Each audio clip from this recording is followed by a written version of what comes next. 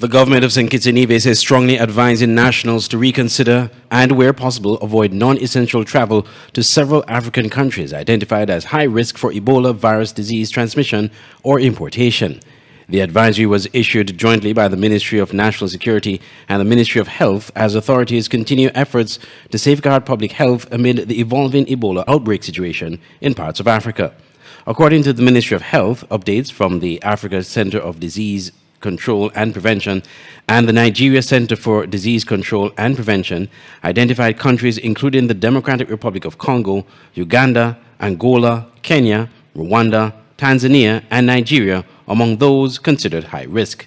Officials also warned that travelers arriving from countries identified as high risk for Ebola transmission or importation may be denied entry into the Federation. The government says the temporary measure is aimed at reducing the risk of Ebola virus entering St. Kitts and Nevis. The Ministry of Health says it continues to closely monitor the situation while strengthening preparedness and border surveillance measures in collaboration with regional and international partners. Authorities are assuring the public that proactive steps are being taken to protect residents and visitors and to ensure an effective public health response if necessary. The 12 African countries listed for the travel advisory are the Democratic Republic of Congo, Uganda, the Central African Republic, Angola, Burundi, Ethiopia, Kenya, Rwanda, South Sudan, Tanzania, and Zambia. I'm Andre Huey reporting for Television Caribbean TVC Channel 40 News.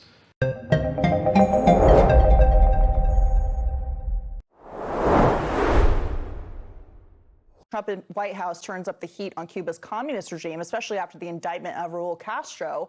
Under Trump's Don Road doctrine, is the new Cuba on the horizon? Let's bring in Alina Fernandez, the daughter of Fidel Castro and niece of Raul Castro. She's also an anti-communist activist. Great to see you, Alina. Thank you so much for being here. So you had a front row seat to the early days of the regime run by your father, Fidel Castro, and of course your uncle, Raul Castro, before you fled Cuba. Can you explain what made you change, or realize rather, that the regime was punishing people for speaking out, and how did you become such a bold anti-communist voice? Yes, front row seat, as you say, until I was almost 40 years old, and it caused me to be able to escape from there.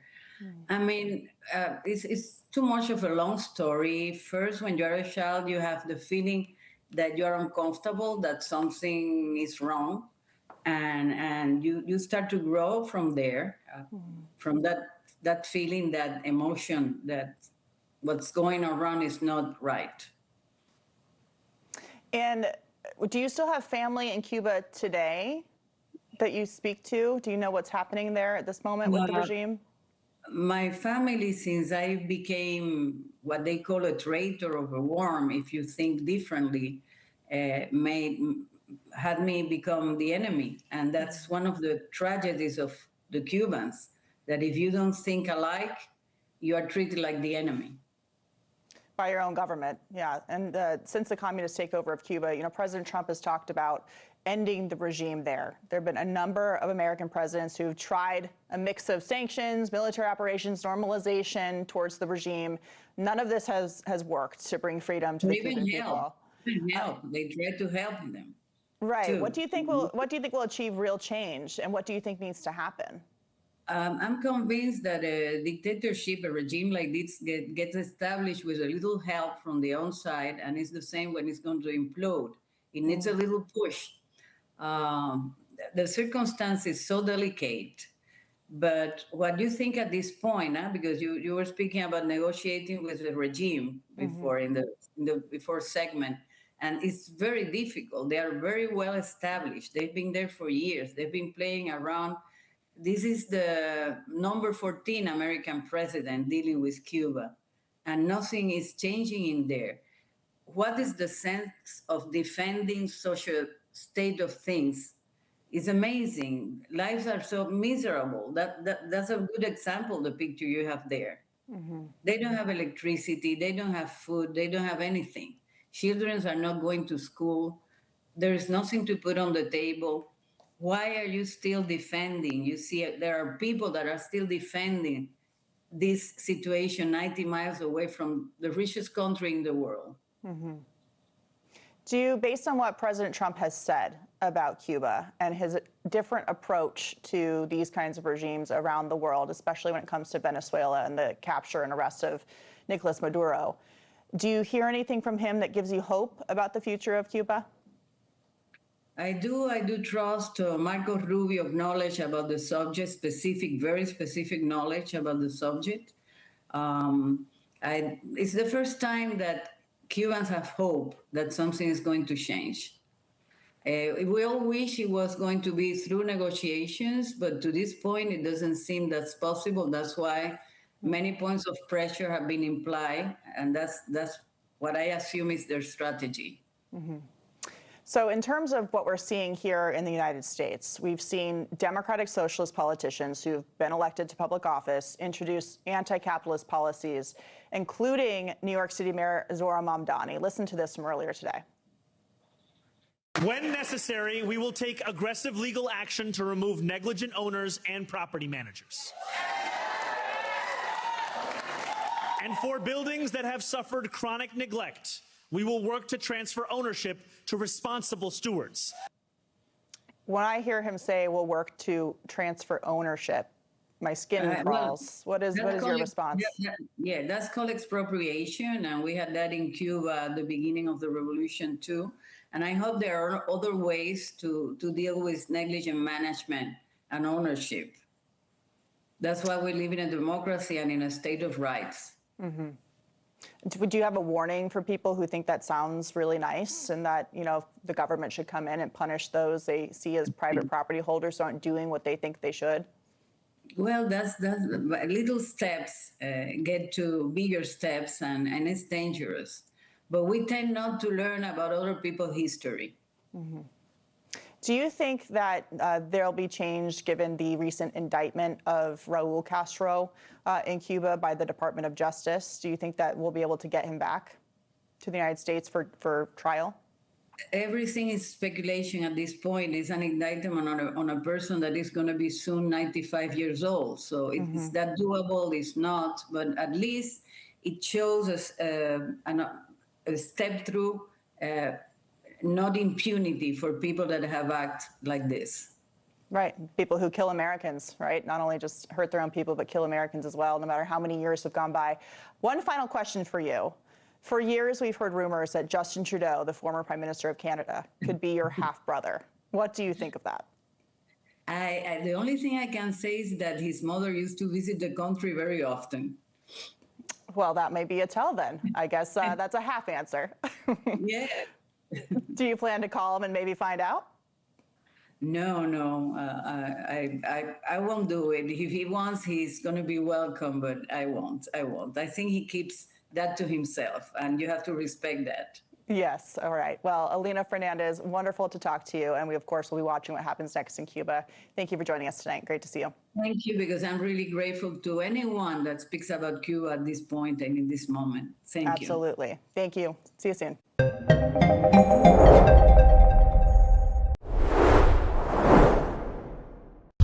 The 60th Diamond Jubilee celebrations held on Fourth Island was a spectacle. As the cultural presentations took center stage, the atmosphere was ripe with joy and a sense of fulfillment until the unthinkable happened.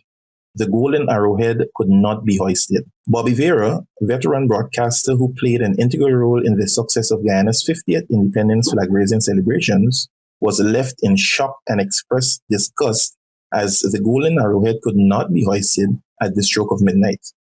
I thought it was very embarrassing for our president, and he was very, very humiliated. Vera said what was also disappointing was that advice was not sought to ensure the process moved smoothly. In 2015, a 100-pound flag was hoisted in central Georgetown at Durban Park. However, the flag which was to be hoisted on Tuesday morning was stuck for more than half of an hour. Vera said from visual evidence, Guyanese were disappointed since they had to settle for a substitute flag that was hoisted on a smaller pole until the issue with the major flag was sorted. That size of flag, there's a whole different configuration that must be put in place when you're going to hoist a flag of that size and maybe the weight. The veteran broadcaster said generally, flags of that size are hoisted on a pole that is designed to take a flag of that magnitude. He said a flag that size should not be twirled. It's hung by one string with a hook at the top that pulls the flag up, and there are hooks along the flagpole, so when the process of mounting commences, it is wound up the flagpole effortlessly. The error generally is because no advice was sought. This is no poo-poo little flag raising ceremony in a community. This is a national event, and sometimes people don't understand the importance. He believes soldiers who participated 10 years ago, who may have retired, but their knowledge could have been sought in order to ensure that the hoisting of the flag for the Diamond Jubilee was a hit and not a miss. He reminded of his experience going to the Twin Island Republic of Trinidad and Tobago 10 years ago to gain first-hand knowledge how such a flag is successfully hoisted, given its weight and the size. Speaking candidly, Vera said if anyone is found not to have done their job, then they should not be doing it because it was a major embarrassment to our country. He said when issues like this occur, everything goes viral because we are living in an age where cell phones are always at the ready to capture an event. He emphasized that events of a national nature should not be partisan. There should be an all-hands-on-deck approach. Marvin Cato, reporter for HGP Nightly News.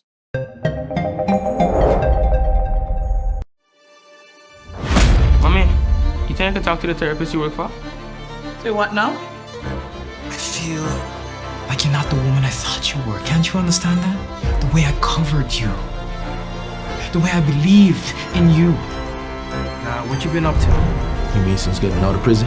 What kind of doctor are you anyway? What kind of doctor are you anyway?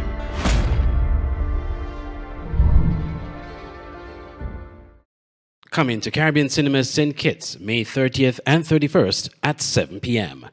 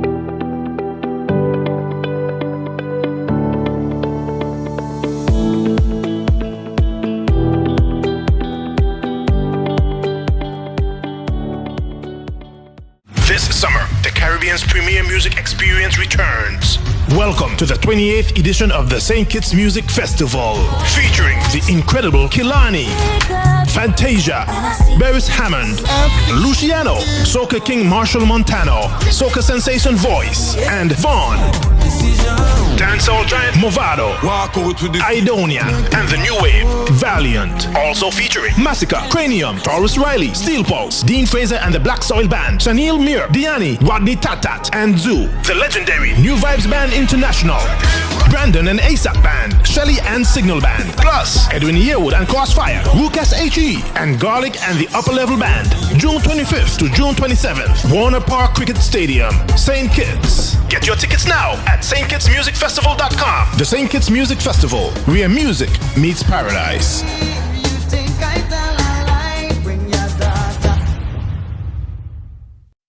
Welcome to Channel Links, your most reliable shipping agent.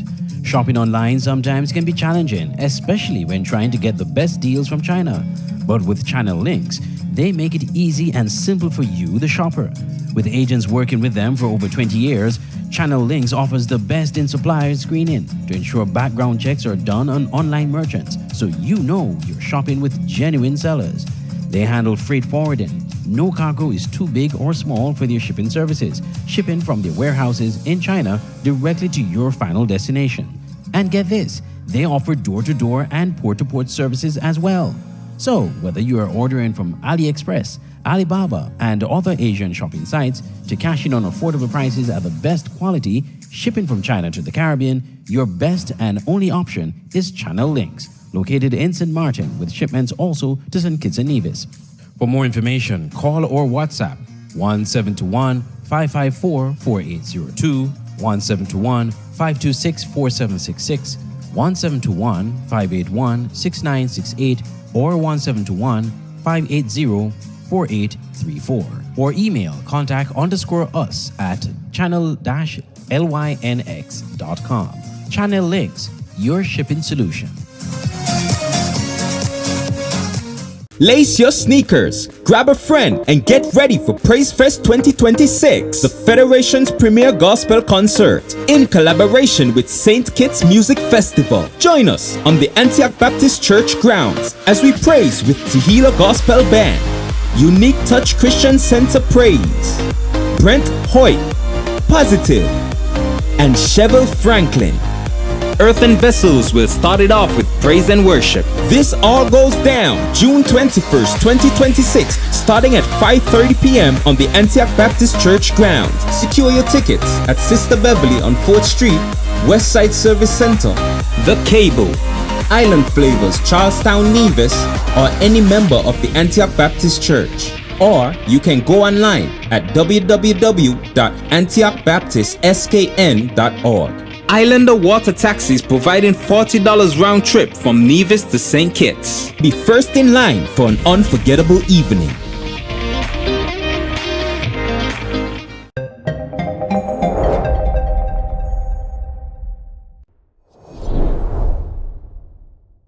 The government of St. Kitts and Nevis is defending its decision to deny entry to 17 Nigerian nationals who arrived in the Federation on regional flights. In a statement issued by the Ministry of National Security, officials said the move was made on the advice of competent health authorities and heightened by global concerns surrounding Ebola. The government stressed that the decision was not taken lightly, but was necessary to protect public health and safety. According to the statement, the Nigeria Center for Disease Control and Prevention has indicated that Nigeria is considered at high risk for Ebola importation due to ongoing transmission in parts of Africa and increased movement through major international transport hubs. While no confirmed Ebola cases linked to the current outbreak have been reported in Nigeria, authorities in St. Kitts and Nevis say the advisory calls for heightened caution and preparedness. The government also emphasized that St. Kitts and Nevis values its long-standing relationship with the people of Nigeria and remains a welcoming nation. Officials expressed regret for any inconvenience or distress caused to those affected by the measure. The statement added that the Federation's foremost responsibility is to act with caution and in line with public health guidance while continuing to treat all persons with dignity and respect. Authorities are also urging the public to comply fully with the laws and regulations of St. Kitts and Nevis to ensure the smooth implementation of the policy. The government says it hopes the global health situation will be brought under control quickly, allowing normal travel and engagement to resume as soon as possible. Officials also thanked the public for its understanding and cooperation.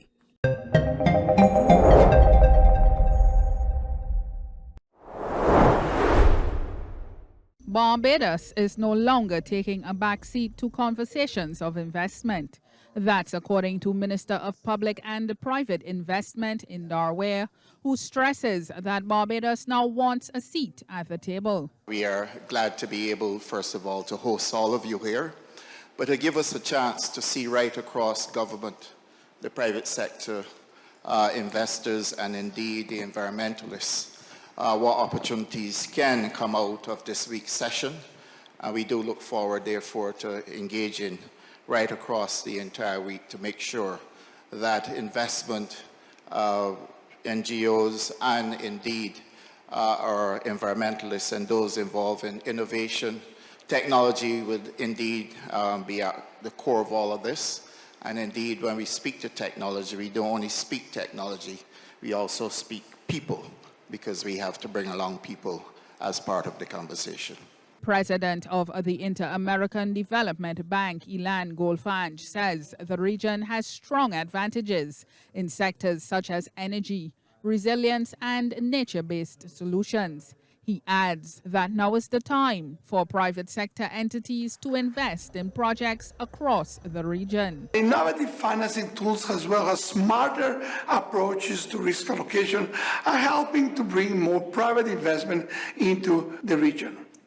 But realizing this potential requires mobilizing private capital at scale. That's where IDB Invest comes in. IDB Invest has a proven track record of working with companies across the region to develop finance and scale projects while bringing in private investors. The Minister of Finance, Ryan Strawn, says the regulatory environment now allows for private sector entities to invest in projects. He's also encouraging Barbadians to invest in overseas projects. That's something that we've been working on. To the extent that it requires fiscal discipline, a stable government, and a stable political economy is equally important for private sector investment to take place. But the opportunities are there, and therefore to the extent that you can have scale. So, and the other part is we need more Bajans investing abroad. You heard, I'm sure you would have heard from the CEO of the bank from Suriname, saying that they have a lot of investments to take place and not enough money. Bajans have money. So we are working with the credit unions as well as the banks to ensure that we can have Barbadians invest in some of these opportunities abroad to help on our resilient side so that we're earning income outside of Barbados, and therefore that is going to be part of what we're going to try to facilitate within it. The IDB Sustainability Week ends on Thursday. Rachel Agard, CBC News.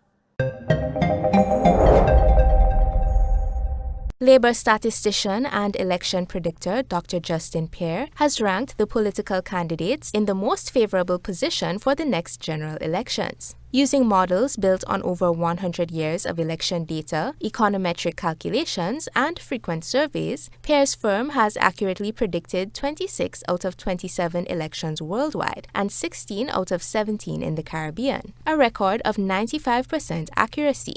His latest predictions are based on data from 2025 and updated as of April 17th. According to Pear, Dr. Adrian Joseph, the new National Party's candidate for St. George Northwest, leads the top 5 candidates most likely to win their seats. He is followed by Dr. Mayana Charles, NNP candidate for St. Mark, and Ron Redhead, the National Democratic Congress's candidate for St. George Northeast. The top 5 that are most likely to win the seats, and it goes in that order. Dr. Adrian Joseph, he has a 95% confidence level of winning his seat. Dr. M. Charles, she has an 86% confidence level of winning her seat. Mr. Ron Redhead, he has a 84.2% confidence level of winning his seat. Miss Kate Lewis has an 83.9% confidence level of winning her seat. And Mr. Andy Williams has a 76.7% confidence level winning his seat. With 2 major political gatherings scheduled over the next month, Grenada's parties are building momentum towards the next general elections. Pear advised parties to take social media seriously, as recent elections in Grenada and the Caribbean appear to have been decided online. For the 2022 general elections, he said NDC's social media presence amounted to 296,000 minutes of content, far outstripping the NNP. Those who are popular on the social media tend to win the election. We do not know. It's a theory that is a hypothesis that we are developing. However, Dr. Pear says creative campaign strategies will remain especially important for the NDC, as the NNP has historically enjoyed a broader base of support across all constituencies. Over the last 30 years, over 204,000 people have voted for the NNP, compared to about 174,000 for the NDC. So it would be very challenging. So therefore the NDC must come up with creative ways in order for them to win that election. Deidre Seeley, GBN News.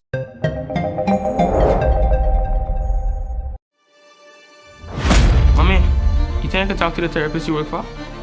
Say what now? I feel like you're not the woman I thought you were. Can't you understand that? The way I covered you.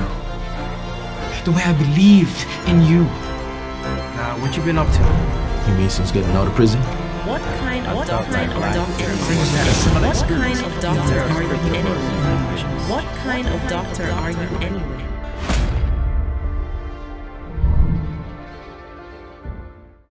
Coming to Caribbean Cinemas St. Kitts, May 30th and 31st at 7 p.m.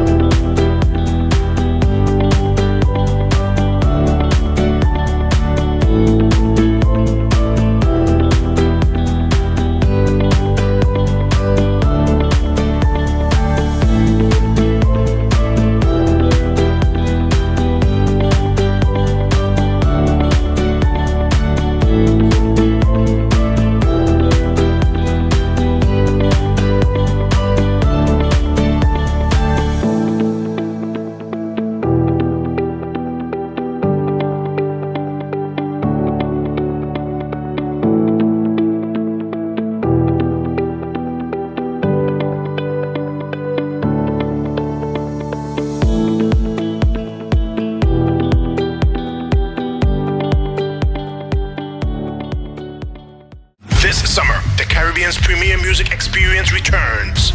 Welcome to the 28th edition of the St. Kitts Music Festival, featuring the incredible Kilani, Fantasia, Beres Hammond, Luciano, Soca King Marshall Montano, Soca Sensation Voice, and Vaughn. Dancehall giant Movado, Idonia, and the new wave, Valiant. Also featuring Massacre, Cranium, Taurus Riley, Steel Pulse, Dean Fraser and the Black Soil Band, Shanil Mir, Diani, Rodney Tatat, and Zoo. The legendary New Vibes Band International, Brandon and ASAP Band, Shelly and Signal Band, plus Edwin Yearwood and Crossfire, Lucas HE, and Garlic and the Upper Level Band. June 25th to June 27th, Warner Park Cricket Stadium, St. Kitts. Get your tickets now at stkittsmusicfestival.com. The St. Kitts Music Festival, where music meets paradise.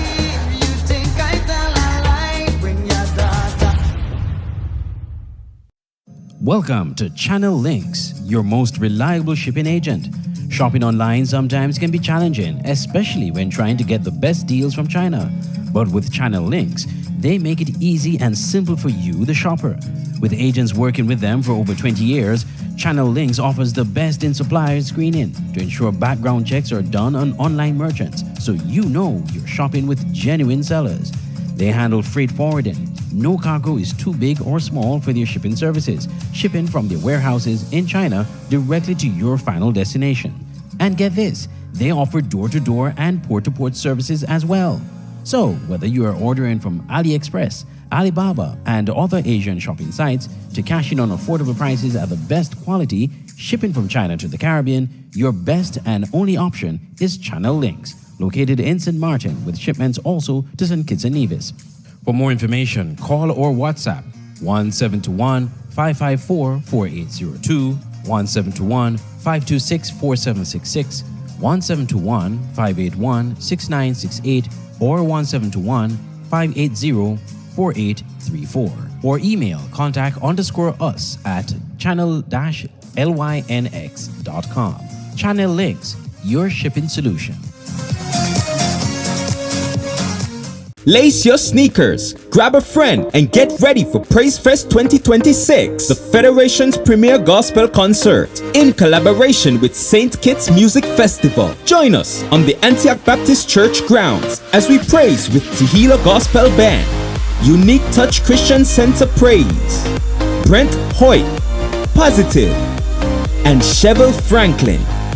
earthen vessels will start it off with praise and worship. This all goes down June 21st, 2026, starting at 5:30 p.m. on the Antioch Baptist Church grounds. Secure your tickets at Sister Beverly on 4th Street, Westside Service Center, The Cable, Island Flavors, Charlestown, Nevis, or any member of the Antioch Baptist Church. Or you can go online at www.antiochbaptistskn.org. Islander Water Taxis providing $40 round trip from Nevis to St. Kitts. Be first in line for an unforgettable evening.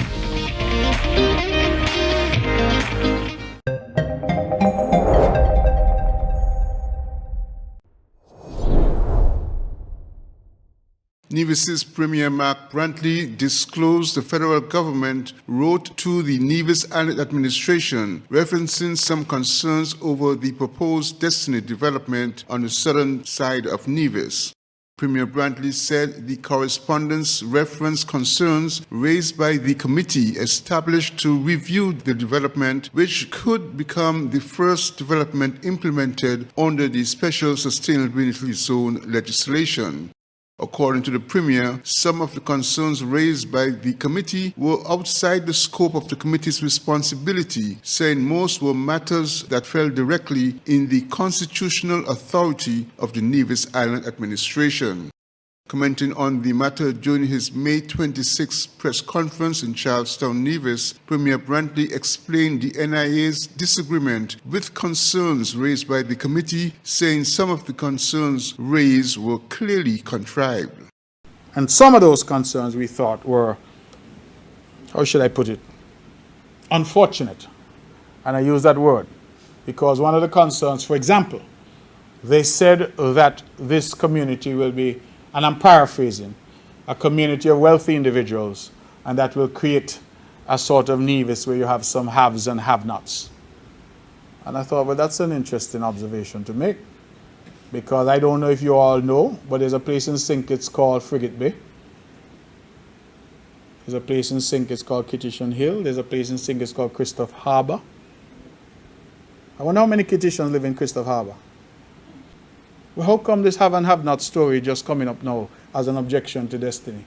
These are the kinds of things that I say are absolute, unadulterated rubbish. So we've responded, and our response went out on the 8th of May to the Cabinet in St. Kitts. I can tell you that today we intend to dispatch a further letter, because we've heard nothing further, asking whether or not we can have a response within the next 7 days.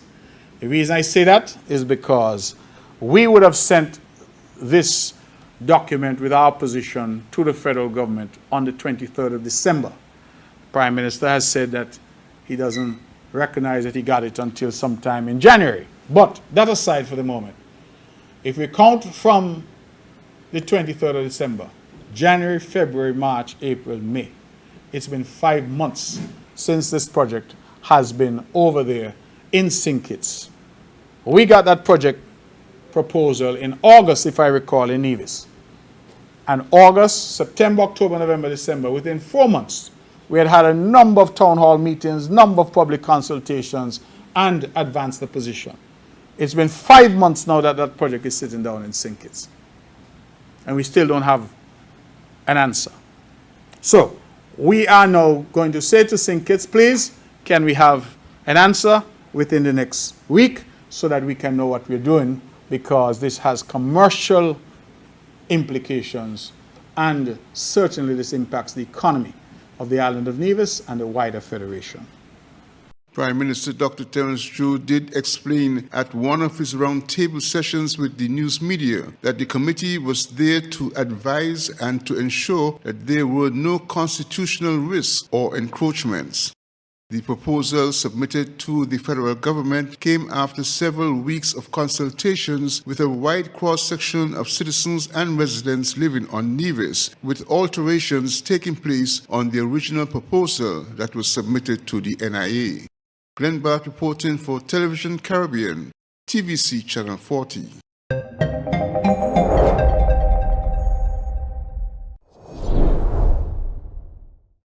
There is confirmation this evening that the Western Children and Adolescent Hospital in Montego Bay, St. James will be named in honor of former Prime Minister Portia Simpson Miller. Mrs. Simpson Miller, during her tenure, was the one who negotiated the contract with the Chinese government for the facility to be built. Addressing the Ministry of Labor and Social Security dedication naming ceremony for the Portia Simpson Miller building at 1F North Street today, Prime Minister Dr. Andrew Holness says it was always the government's intention to name the hospital after Mrs. Simpson Miller. It is only the right thing to do. It's appropriate that it should be named in her honor, and it will be done.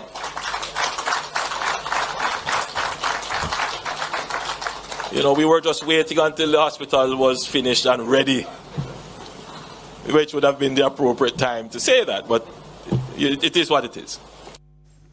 Dr. Holness says the government is in the process of restoring the name of Portia Simpson Miller Square in 3 miles.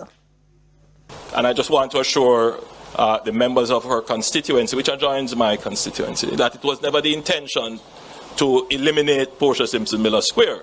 And so when we put up the overpasses, the intention was to rename those overpasses in her honor. We actually started some work to fix up underneath the overpasses and to paint it to make it look appropriate. We will continue that, and at the right time, we will rename that entire area, including the overpass and the underpass. We're trying to figure out if it should be the Portia Simpson Miller overpasses, or we haven't found the right nomenclature, but we will find the right and appropriate way to name it.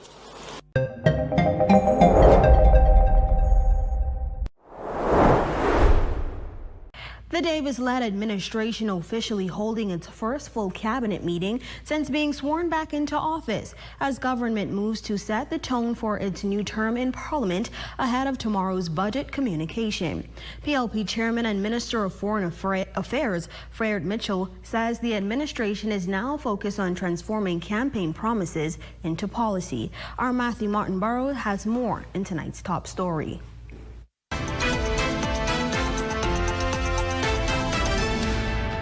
The Davis-led administration cabinet meeting on Monday for the first time in the nation's capital since officially being sworn in. The Progressive Liberal Party chairman, Minister of Foreign Affairs and Immigration, the Honorable Fred Mitchell, says this slate of cabinet ministers aims to address matters much more swiftly and efficiently. One example given is the application for work permits. But the main complaint is essentially how the process is actually worked. People complain, the business community complains that they apply for work permits. It just takes too long. They can't get an answer. They constantly have to intervene at a personal level with the minister in order to get something done. So I hope that is something that can be tackled immediately. In addition, the foreign minister says the notable amount of ministers of state alongside the wide array of cabinet ministers aims to strengthen the relationship between residents and the government, especially concerning those within the working class demographic. The operational side will be done by Darren Pickstock, who is the Minister of State, very capable, able young man. And I think what's very important is that since the country is largely made up of people closer to his age than my age, that he and his contemporaries have notions about what immigration ought to be. And so therefore they ought to have an opportunity to apply their individual consciences to immigration policy. Moreover, with the appointments of ministers like Sebastian Bastian and Michael Halkitis, Mitchell says it will serve as powerful and positive influences on the nation's youth. The future is what you always have to be thinking about. You've got a 5-year term. It goes rather quickly. And while the offer of choosing progress in the campaign and the issue of stability and continuity are uppermost in our minds going forward, you also know the transitions are taking place.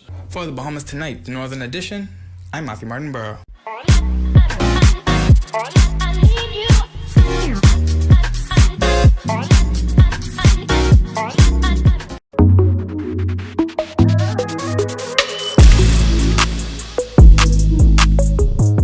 The second cohort of coaches participating in the Escanafe CONCACAF Sea License Coaching Course convened over the weekend at the National Bank Group Technical Center, with several of the Federation's football coaches taking part in the program. The course, facilitated by certified coach educator Anton Cornel, included practical training sessions held at the Technical Center on Saturday, May 23. SKNFA Technical Director Giba Damiano commended the coaches for the strong level of interest and participation shown across the two cohorts conducted thus far. We have a strategy to use the coach education courses so we can start implementing different programs as well. So as well as the C license that we're starting now, we're going to have grassroots coaching license, D license as well. That will facilitate us starting our new grassroots program. The C license group will be helping us with different programs like competitions, like running camps. It's a good way for them to practice. The technical director also outlined the next phase following completion of the course. We're going to go to their clubs as well to make sure that we assess, we analyze, we help them creating environments, we help them creating periodizations that will benefit the growth and development of our players. Meanwhile, Damiano emphasized the importance of the initiative in advancing coaching development in St. Kitts and Nevis. I started coaching in 2002 and I never stopped trying to gain more knowledge. I never stopped trying to learn more about the game because the game is always evolving, and it's important that we understand that the best way for us to make an impact in football is to have an open mentality and to go after knowledge. We're here learning from all the candidates, all the coaches. You learn from everyone. So learning never ends. The coaching program, which runs from April to September 2026, has already reached full capacity with 46 registered coaches, highlighting significant engagement from clubs throughout the federation.